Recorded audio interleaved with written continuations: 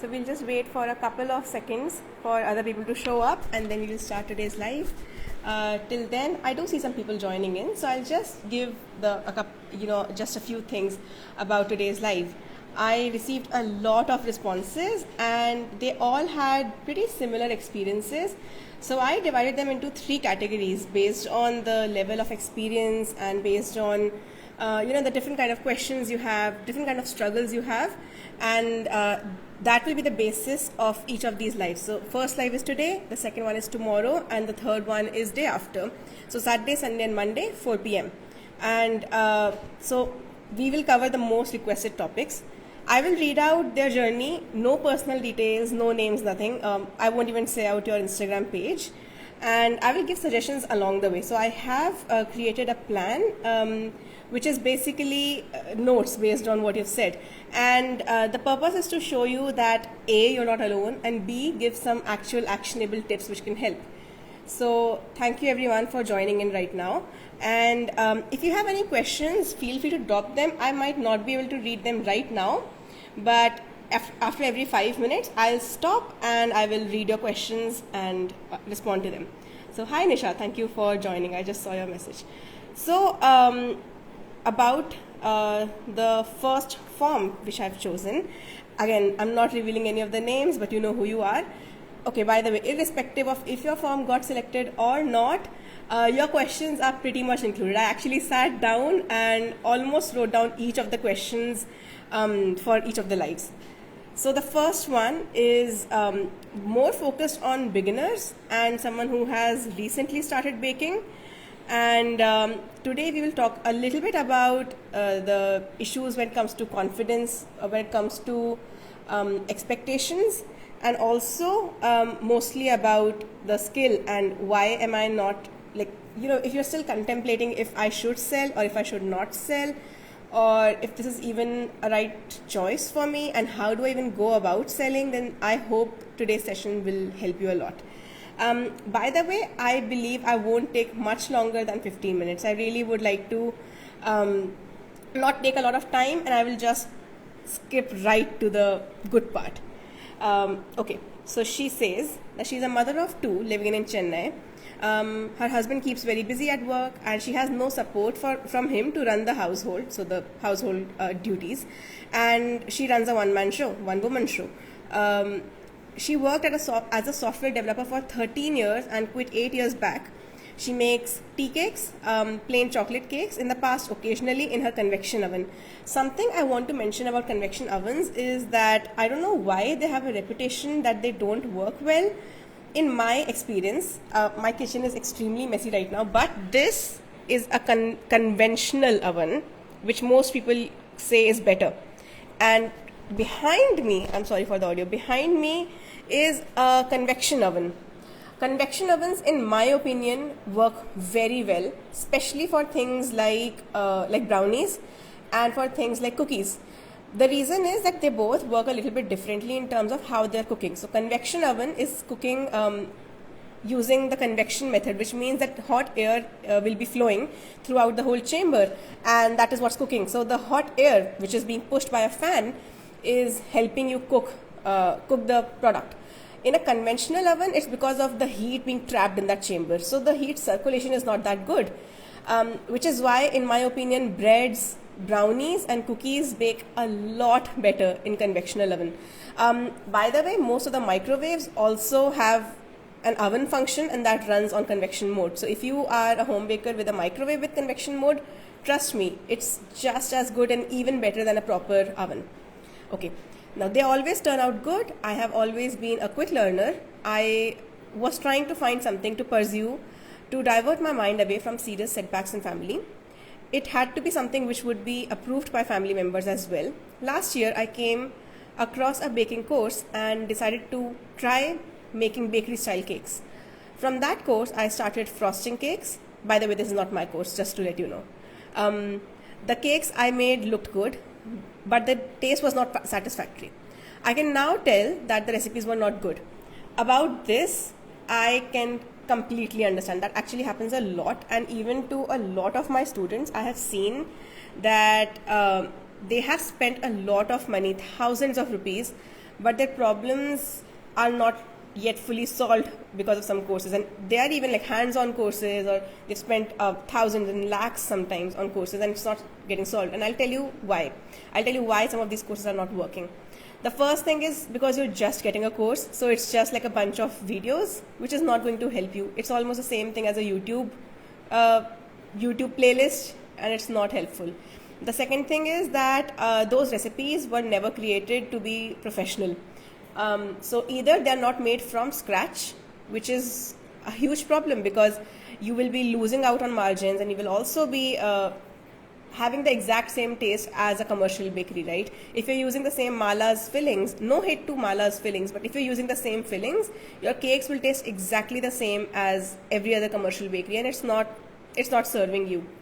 And I think that is why a lot of other courses fail, because you're not making it from scratch, and also you're not getting the support. You need support from someone who can sit down with you, figure out why your cake went wrong and how you can improve it. So it happens to a lot. Don't feel guilty about wasting some money on courses. Okay, I was on Instagram at that time, but not active.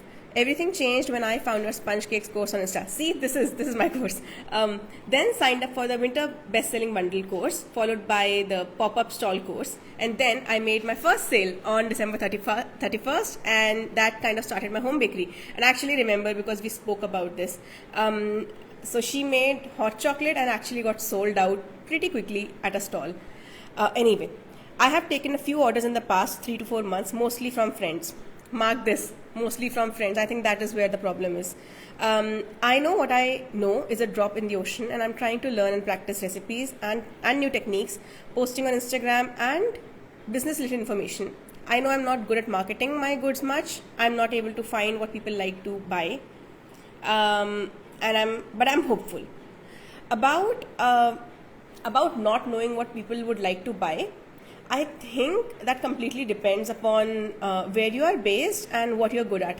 If you are good at something and if you market it well, I believe about anything can be sold. I'll give you a small example. When donuts started selling in India, I'm sure they did not get good response. Then there is this company called Doughful, which is doing a great job with soft cookies. And I remember years ago, when I started selling soft cookies, I actually questioned it a lot, that, oh my God, will these even sell or will these not sell? And maybe that's why, again, I'm talking about like 9 years ago, I did not experiment much. But then about 4 years ago, when I thought, okay, let me experiment more and let me see how I can make this work, and I started marketing it well, it actually sold. So I believe if marketed well enough, you will be able to sell about anything, but try with things like right now, try with things which take lesser time to make and are a bit more forgiving. For example, cookies are very forgiving. Tea cakes are very forgiving, and so are brownies. So that's what I will suggest initially. Okay, then we have the next part. Okay, she is not looking for a full-fledged home bakery business. If I make about 5 to 10,000 of rupees per month, I would feel like I have achieved my goals. And that is actually a very good expectation from your business, because initially when you start, I have noticed this with a lot of students, that you have unrealistic expectations in the beginning. For example, you just quit your job, and is my audio correct? Can you hear me properly? So when they start their business and they have this unrealistic expectation, and a lot of it also comes from the society we live in, because we hear this a lot, where people are just telling that you will start your business and within like 5-10 days or a few weeks it will be fully set, and I started my business and I started making XYZ number of sales in 3 months. It's not realistic. Nobody does that. I can tell you, 9 years into this business and there are still bad months. Not all months are going to be profitable. And that is where having realistic expectations becomes even more important. So I am glad that at least with this particular person, the expectations are very fair. 5 to 10,000 per month is achievable. And I'll tell you, a benefit of having lower expectations in the beginning is that you get time for things which can help you grow in the future. For example, right now, if you were extremely you had expectations of starting the business and selling like 30,000-40,000 rupees worth products in your very first month, you would probably either A, feel burnt out, or B, have this really negative image of yourself that you're probably not capable enough, and would actually show up in your content. It will show up in how you communicate, because there will be desperation. You will be running after people to finally place an order because you have the sales goal. So honestly, for the very first 3-4 months, I don't even suggest having any goals for your business. Just focus on understanding how this whole process works. How do you create recipes? How do you, or if you have recipes, how do you use them? How do you semi-prep some of the recipes? How do you manage your finances, accounts, things like that? So first, have a very good flow ready. And after the flow is ready, 3, 4, 5 months pass, then start having these expectations of, okay, monthly goals and such stuff. Okay, we'll move ahead with this. And you'll also find some time to relax, because initially it is extremely emotionally overwhelming as well. Okay, I would feel I have achieved my goals if I make this amount. I have always been a very creative person. I feel I have found the perfect platform to unleash my pent-up creativity. Baking actually is therapeutic. It has saved me in a lot of stages of my life. Baking helped me get over some unpleasant times. My family loved and supported my interest. I have fallen in love with baking so much that even washing up and cleaning up after baking doesn't feel like a burden. I bake cupcakes, muffins, cookies, cakes. I have a convection oven. I struggled a lot with it to get flat tops for cakes. My oven is medium sized, so I have to make more batches. I'll explain why you're getting these dome tops. So the science behind a domed top is that the sides have fully cooked, but the center is still raw. So when the center continues cooking, it becomes bigger and bigger, because the reaction is still taking place, the steam is still rising, and the air has nowhere to go. So it's going to rise up, up, up, creating this dome, and the top will just burst open. And one way to avoid this is by making sure that you put your batter in 2 separate pans. So you will have broader cakes which are thinner in size, so the sides will not cook fully before the center has cooked. So you will buy some extra time for your cakes to bake. So for example, I'll give you an example. Instead of taking 20 minutes, these cakes will take 15 minutes, and the center will not dome up. But yes, if it's a small oven, you will need to bake it twice. So try to buy an oven which is around 45 liters. 45 liters oven will easily fit 2 cake pans of even 1.5 kgs size side by side. Her oven is medium size, so she always has to bake more batches. In such cases, I will suggest finding recipes which are a little bit more fail proof. So for example, there are some recipes which depend on just baking soda and vinegar or lemon juice or yogurt or something like that.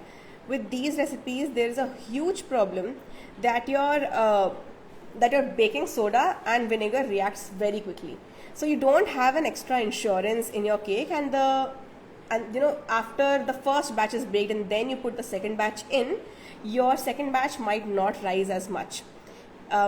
This is why I suggest using recipes which also have some baking powder in them, because baking powder will act again inside the oven when you are baking it. It will react again, and that's why you will get both the batches equally fluffy. So okay, now that is out of the equation.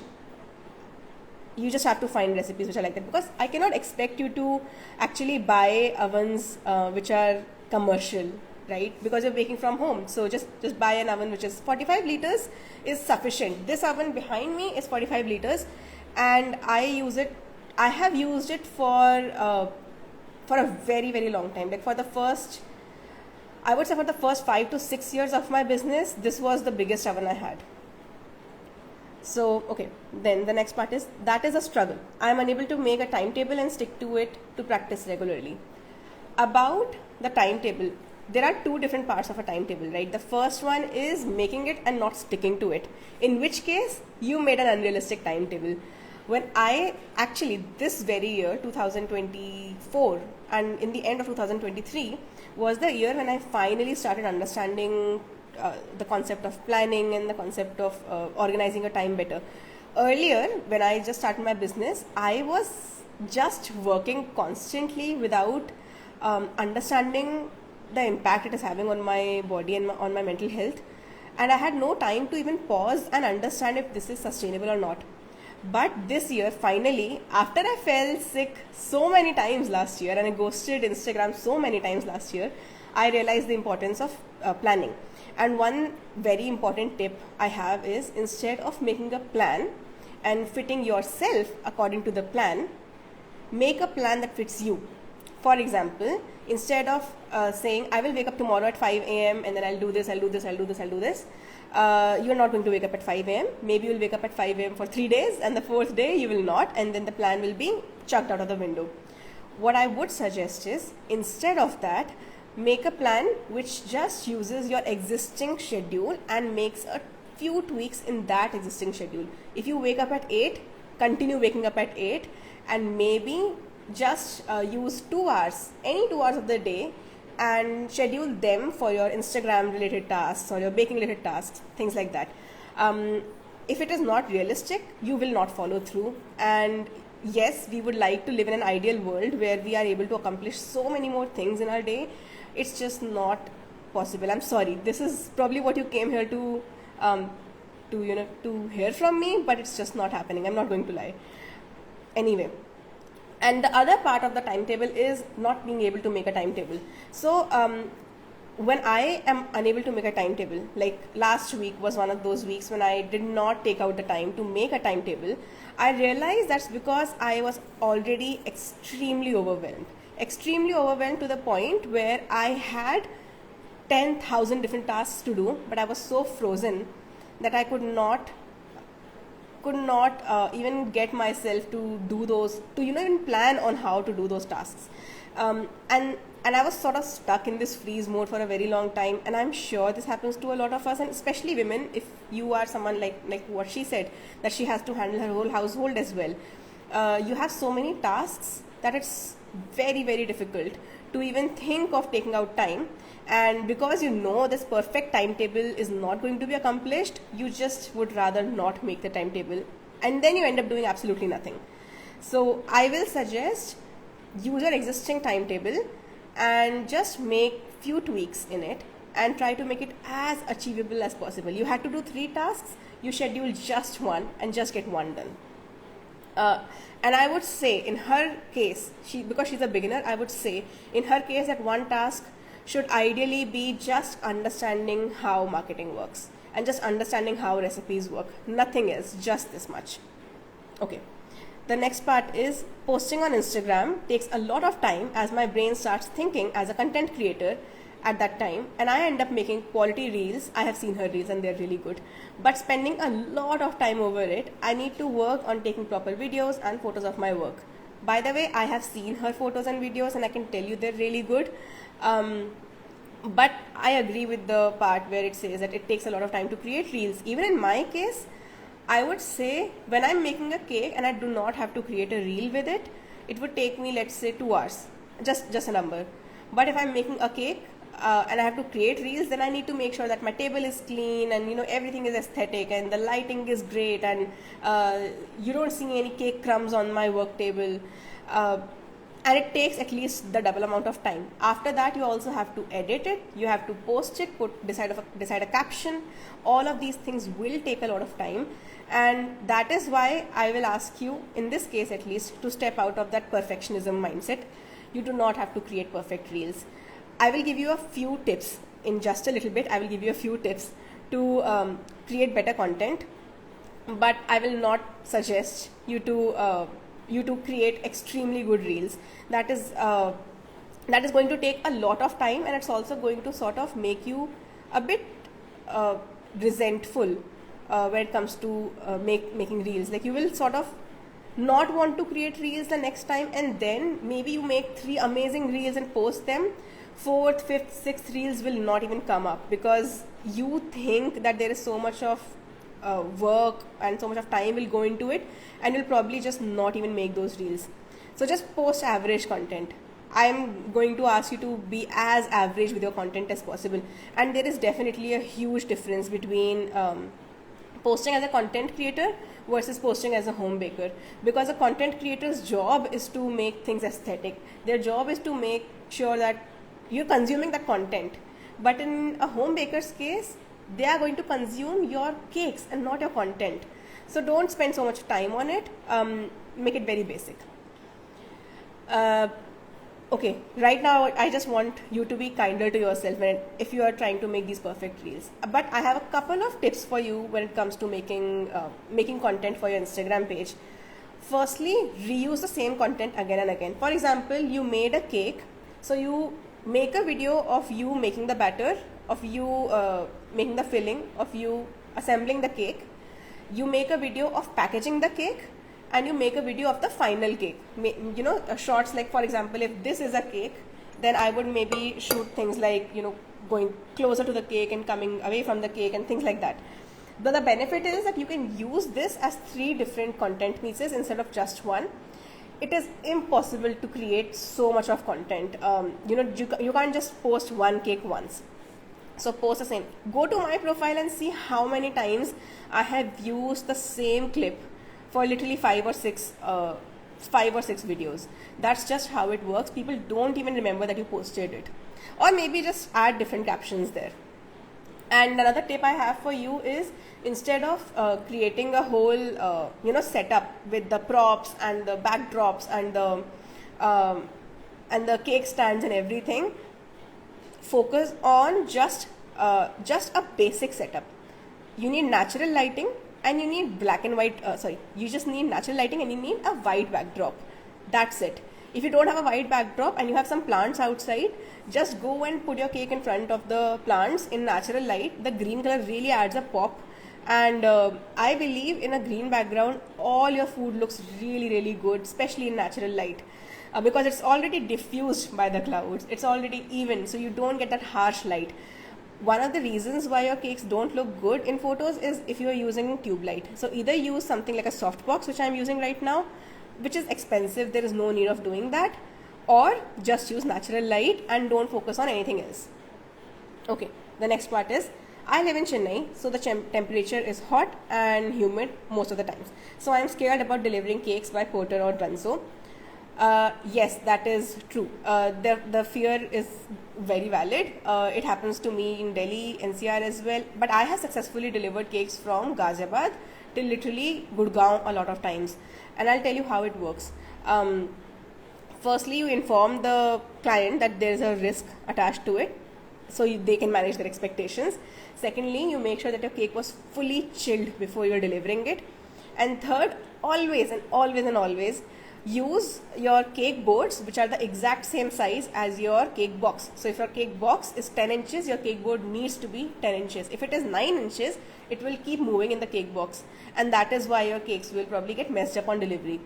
And never use I don't use a bike for very long distances because it's not air conditioned, so it might get toppled over, it might melt in the process. So use a car and let people pay for the cab, and they will pay for it if they want it that far. Otherwise, focus on local clientele. She says, my friend who is a home baker from the past 6 or 7 years sent me cupcakes which had completely toppled over. Considering I'm a newbie, if I don't get the delivery right every time, then I don't feel confident to take orders. Which is correct. If people have a poor experience with your delivery, then they might not order again. But what you can do is, for cupcakes especially, I believe cupcakes will not topple over if you have those boxes with cavities. And if your cavities are too big for your cupcakes, right, then you can find boxes with smaller cavities, or you can even add a layer of paper or fillers in the bottom of the box.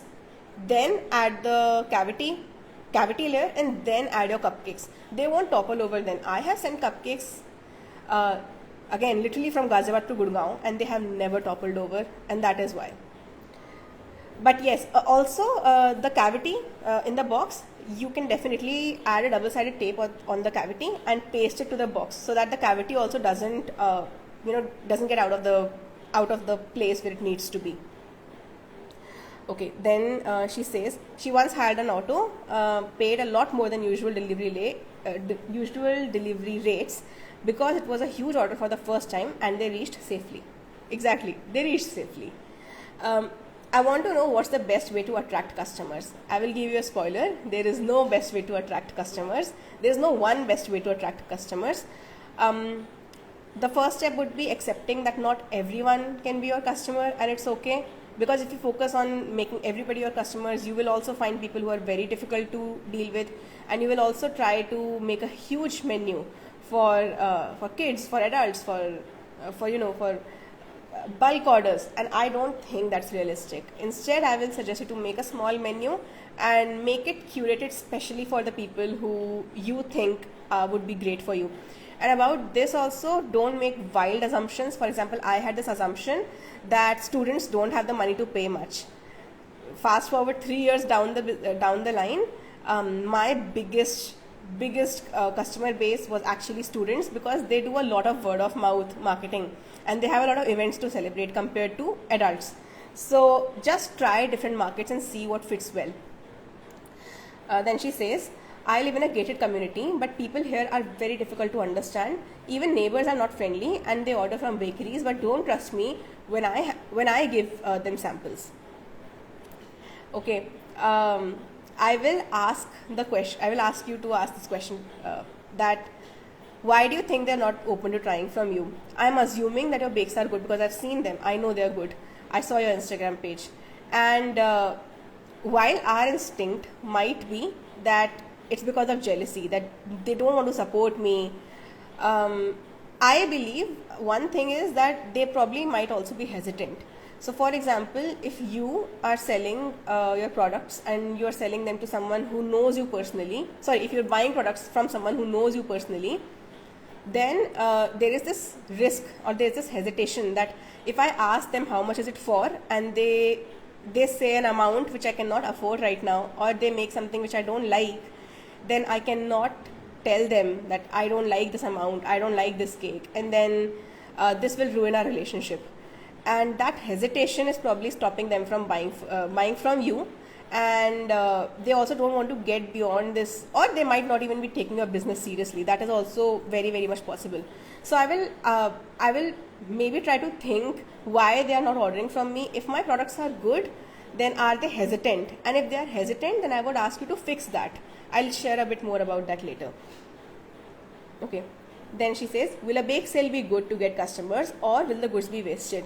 A bake sale might be good. Actually, it might be great, especially at this hesitation problem, because there people will have the opportunity to buy something small from you. They won't need to buy like a whole cake. They can buy just 2 or 4 cupcakes from you, just 2 or 4 cookies from you.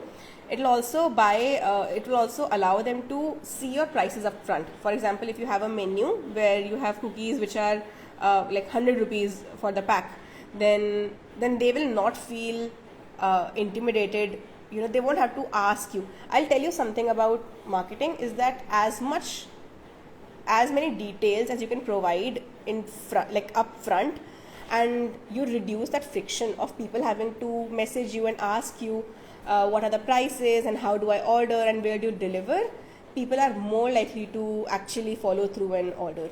So I will suggest reduce that friction. Put more content about how you can order, what are the prices, where do you deliver. It needs to be very, very clear. Then she says, should I trust myself or the people? I am lost in these thoughts.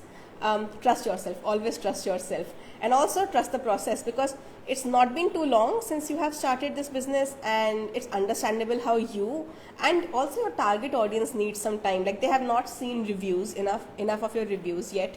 They don't know if you bake well. They don't know how much you charge. They don't know what all you can make. So I think you need some time, and your target audience also needs a lot of time to understand how all of this is working right now. My husband's colleagues love the thumbprint cookies and Anza cookies, but I don't know how to make them buy it politely instead of giving it for free. My husband used to carry the cookies for snacks time, which they would all happily feast on. This is also all too common because, and that's why you might want to maybe give them some opportunities to order from you without the hesitation, like I mentioned, without the hesitation. Unless you tell them that you sell this and this is the price, they will never order. First, they are getting a lot of opportunities to eat it for free, so why would they order? And second, they don't know how to order. So, but if they say that they like it, but if they don't buy them from you even then maybe it's time to shift your focus to some other audience where you're better appreciated instead of your husband's friends.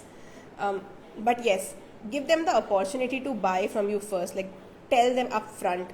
And I know it might be tricky with colleagues, so if your husband supports you in this, and maybe he can put it up on his WhatsApp status, or can actually send a link to your website or your Instagram profile to his friends, or a photo of your menu to his friends or the colleagues, and then they will definitely know that you are selling them. That will be a good enough, slight hint, and that will be you politely asking them. You won't be forcing them to buy anything from you. Then I asked her what she has already tried to fix this problem. So she said that to learn bakery style cakes, I started taking classes. The very first class I took, again, this was not from me, was a total waste of money. But with your courses, I started making good cakes and cookies. I'm happy. I put up a small stall of hot chocolate and rum balls, and they sold out pretty fast. About this, if this worked well, so in your journey, whoever is listening to this video, whoever is watching this video, I will tell you to make a list of things which worked and things which did not work. For example, in her case, this worked well. She put up a stall and it sold out pretty fast. Then try to see why did this work. But your neighbor's sample strategy did not work. If the audience was the same, then maybe it really was just a matter of communication. Like when they saw you at the stall, they saw that you are selling these brownies, this hot chocolate and these rum balls, and they had the menu, they had the price, they had the opportunity to take it, pack it, take it home. So it was just a matter of communication, right? And it was also a matter of being available at the right spot. But if the audience was different, then maybe all of this effort was sort of being put in the wrong direction. You need to try a different audience if this was the case. I'm thinking after advertising for WhatsApp sometime on groups, I can put a bake sale. It sounds like a great option. Put a bake sale once you have like 7-8 customers, then try a bake sale. That's a great idea. I also need to come up with a proper plan to practice recipes and learn better photography and video making, and basically about posting on Instagram and attracting clients from Instagram. I would not suggest fully depending. I say this a lot and it seems like, again, it doesn't seem like very hopeful advice, but it's the correct advice in my opinion, that do not depend on Instagram solely for orders if you're a newbie, because Instagram is run by algorithm, and again, these are absolute strangers. Why will they order from you when they don't even know you properly? They can order from you once they have seen your content enough. But if you're not posting a lot of content, if you're not sort of trustworthy in their eyes right now, I would suggest focus on WhatsApp and Instagram, or maybe some other form of offline marketing, but not just Instagram if you are a complete beginner. If you are experienced, then go ahead, just use Instagram. I use just Instagram. It works for me. I will suggest, the 3 tips I suggested for the good photos and videos. If you are watching this live right now and you missed the first part, I suggested a few tips for the photography part and the videography part. Okay, and try to focus just on posting, irrespective of how good it is. Break the shell of perfectionism, basically. And then she said, I have got some good reviews from the orders that I delivered. I want to work a bit more on flavors and practice all the gourmet cakes once to be able to become more confident in flavor combinations. I want to be able to sell 8,000 worth of products per month. That way I can manage my time effectively between my other responsibilities. I want my business to sustain and not die down, which I'm scared of. this is so rare to see, and that is actually, this last sentence was the reason I even chose this form, because I was so happy when I saw how focused she is and how dedicated she is when it comes to making this business run sustainably, instead of just going up very quickly and then crashing down. Actually, before the business crashes down, a lot of times you crash down because you took way too much on your plate, more than you could expect, more than you could handle as well.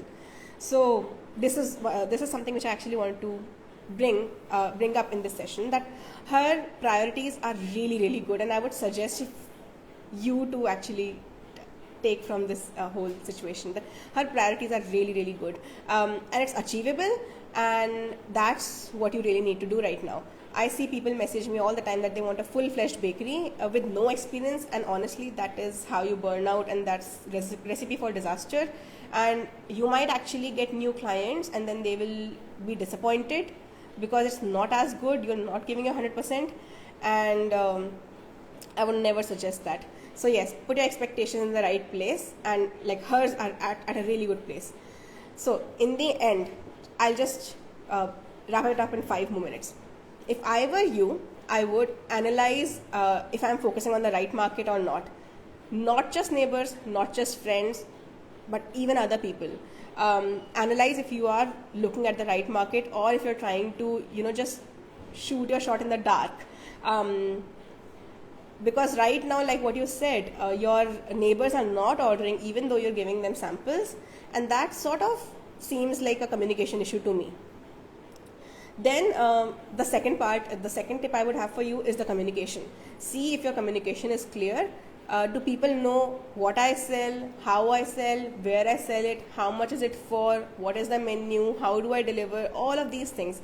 If this is clear, great. If this is not clear, maybe put it up as a post, like a carousel post, or maybe a reel with all the details, and put it in your highlights, or put it as a pinned post on your profile so people can actually see what's happening there. And the third tip would be to be kinder to yourself and just have some patience. I would not ask you to focus on the aesthetics and numbers right now, like how many followers, how many likes, how many views are my reels getting. Don't focus on that. Treat your Instagram just as a portfolio, and keep questioning your perfectionism constantly. I wish somebody gave me these tips when I started, because up until literally last year, I was so fixated on perfectionism that I would ghost Instagram very often. So I would just, if I were you, and if I could go back in time, these would be the 3 things I would have done. And yep, that's it. I hope this helped a lot. And if you have any questions, feel free to send them here in the comments, and I would read them. Actually, from all of these tips and all of these journeys which I had the privilege of reading, I sort of feel much better about what I'm going to announce, and that is I am launching the best-selling brownies bundle. Finally, after 3+ years of working on this. It will be one course to make and sell brownies. It will be a bundle of 3 masterclasses. Fudgy brownies, which will be about a crackle top, and really good chocolatey brownies in so many flavors, and they will not be overly sweet, and they will be much less sweeter compared to every other brownie which you try in the market. And I will be teaching you so much of science behind it, so much of the business part as well, but mostly the science. And you can make them in literally any flavor. You will be able to make them in bulk, and the good shelf life, and everything is taken care of. The second one is the cakey brownies. This is my own signature product which helped my business for so long. This is not the kind of brownies you find anywhere else. The cakey brownies are actually cakier, obviously, but they're still super, super moist. They're not like a chocolate cake. They're super, super moist, and these are even one notch above my original recipe. So I worked a lot on my original recipe to make it even better for you all. And again, so many variations. And the third one is blondies. So blondies was something I created as a replacement for mithais, and most blondie recipes you find online are either too sweet or just don't taste as good. This is so so flavorful and so good in taste, and they look so good. And all of these have such long shelf life, especially the blondies. I actually made this with an aim that you will never need another course on brownies, and actually you can set up a whole business based on just this one course.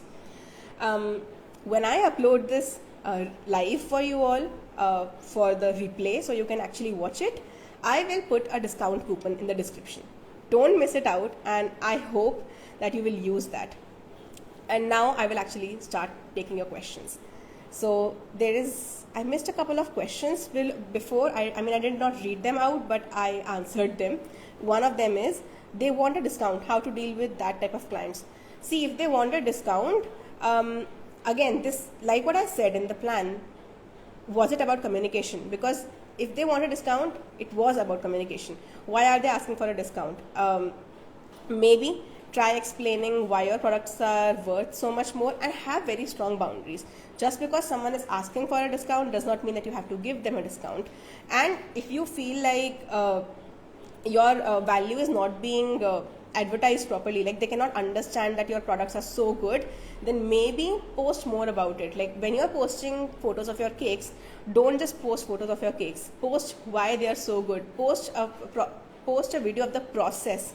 Like you made the fillings from scratch, the sponge from scratch. So people actually, when they are consuming your content, they can see that you're actually putting in a lot of work. Post so many more reviews so people can see how good your cakes are, how other people are really appreciating it. That's what I will suggest. Focus on showing people the value in the product which you sell, and also focus on building better boundaries. Just because somebody is asking for a discount, that used to happen with me. Just because somebody would ask for a discount, I would feel completely all over the place. Like I would start questioning myself and my products. And later on I realized it was never about me, it was about them. Okay, then there's a question. I have always loved baking, but not confident about the decoration part. I'm never satisfied with the decoration of the cakes. Maybe you have not practiced enough, in which case I will suggest you to practice a bit more using either cake dummies or practicing on paper first. So you can take some butter paper and practice on that. And also just understand that practicing will take some time. So sometimes you might be making a very small mistake. Like I'll give you a small example. When I teach people how to do the icing, I've noticed that their cakes are not, either their cakes are not even, or their whipping cream is the wrong consistency. If you go on my profile, if you scroll down, you will see this video on whipped cream consistency. Check that video out. I am sure that will help, because whipped cream consistency is one of the biggest problems with icing, like especially with not just with the covering of the cake, not just the crumb coating and the frosting, but also the decoration part. So focus on that. And I have a course called Gourmet Celebration Cakes Masterclass, in which I teach people how to get that perfect finishing. And it's actually the technique, the recipes, and more of the support. Like you need somebody to help you understand what went wrong. So I can actually see at your cakes and I can tell you what went wrong there. Okay, then we have another question. Even after seeing Instagram stories, your own cousin asks for freebies just to taste. I have directly told them in DM that they can order, and the next time they ghosted me. How to deal with this? Exactly what I said about in the plan before, the roadmap which I suggested. The first tip I had was, not everyone will be your audience, not everyone will be your client, and that's completely okay. So that's it. Your cousin is not your client. It's okay. And that's what I said up initially too, that people depend on their friends and family for orders, but they're usually not the first ones to order. They'll probably order from you once they have seen a lot of reviews, because then they will see how good your work is, but not the first ones to order. So don't focus on selling to people who are not willing to order. The second part, okay, sorry, I read this question already. Okay, right now chocolate crisis is going on. How to deal with it, since there is a hike in price and also a shortage in availability. That is true, and that will probably stay. That probably will be the situation for some time. Climate change is real, and we're finally facing the consequences of climate change. And I believe, like, sixth sense or whatever you might want to call it, is that it probably is also like capitalism thing right now, because they know that there is a crisis going on, and that is why the chocolate brands are also sort of doing a lot of holding, and they're also probably creating this shortage. I think that is also the situation, because the farmers who are growing this chocolate are not getting a lot of benefit. Lately, Indian chocolate is also taking the center stage. So maybe try finding Indian brands for couverture and for cocoa powder, and it will help you. And but at the end of the day, the demand of chocolate is continuously increasing, and there is no alternative, right? You cannot not use chocolate. You cannot. If I like chocolate, I am going to use chocolate. There is no way I'm not using chocolate in my bakery products. Sorry. But what you might want to do is you look for alternative brands, and then also have some patience when it comes to this, because the prices might go down slowly. They might find better ways of working on this. Sorry, I'm getting a phone call. And another thing about the chocolate part is that you might want to put this up on your profiles, that this shortage is going on and chocolate flavored products, and actually everything, not just chocolate flavored products. For example, I'll give you a small example. If you think that chocolate prices rising will not lead to a rise in the prices for vanilla flavored cakes, then you're wrong. Because suddenly, if everybody starts moving from chocolate to other flavors like pineapple or vanilla or something like that, then it will be a classic case of demand supply, and then people will start charging much more for the vanilla and pineapple cakes. So overall, bakers are going to have to increase the prices throughout the whole world. Bakery prices will have to increase. It's not just you, it will be everybody, and it's not going to be just chocolate, it will be all kinds of products. Every single bakery will charge more for all products, and I am telling you that is exactly what will happen. Okay, then we have a question. People are crazy about fondant cakes, and I'm not working on fondant, so always feel underconfident. Oh my god, so many calls. And I always feel underconfident that I'm not at par with my peers. Do you think fondant is the way to go? This particular question, I cannot tell you how many times I get it. I get it so many times that I think 2 weeks ago, we did a full-blown mini class on this topic in the private community that I have on WhatsApp for all of my students. And I told you how it is not advisable to make fondant cakes unless you actually like it. How about I use this particular question in a lot of detail in maybe a reel or maybe a series of stories, or maybe even a blog post or a long YouTube video. I'll probably post about this in a lot of detail, but no, I will not suggest that you should start selling fondant cakes. In fact, I will suggest you to provide alternatives to customized cakes. I don't think people are actively looking just for fondant cakes, they are looking for customized cakes. And it's not necessary to make customized cakes with fondant. Like I teach in my Gourmet Celebration Cakes Masterclass as well, you can make customized cakes without fondant, and that is what I will suggest. Make them without fondant. Then there's a question. Do you conduct brownies online classes? Yes, I do. I just launched my best-selling brownies bundle in, my god, so many calls. I'm so sorry for this. I just launched my best-selling brownies bundle, and it is going to have everything. I will suggest you to check out my stories and my latest posts on Instagram, and you will see a lot more details coming up. And drop me a message, so I will actually personally send you a link to the course once it's launched on 1st of May. Then there is a question on good brands on Indian chocolate. I will actually make a compiled list of Indian chocolate brands, and I will post it on my reels. I hope that will help, because then I will also be able to tag those brands, and then you can also have a look at who are the people selling those chocolates. And then we have, I think that's it. That's all the questions we had. So I am so happy that you all attended this. I will be sharing this live on my feed, so you can always watch the replay. And thank you so much for attending. I hope this helped, and I'll see you tomorrow at 4, and I'll try to make the next live even shorter than this one. So, and stay active on my Instagram stories. Don't miss out on my Instagram stories, because all the details about the brownies course will be posted there. So thank you, and bye bye.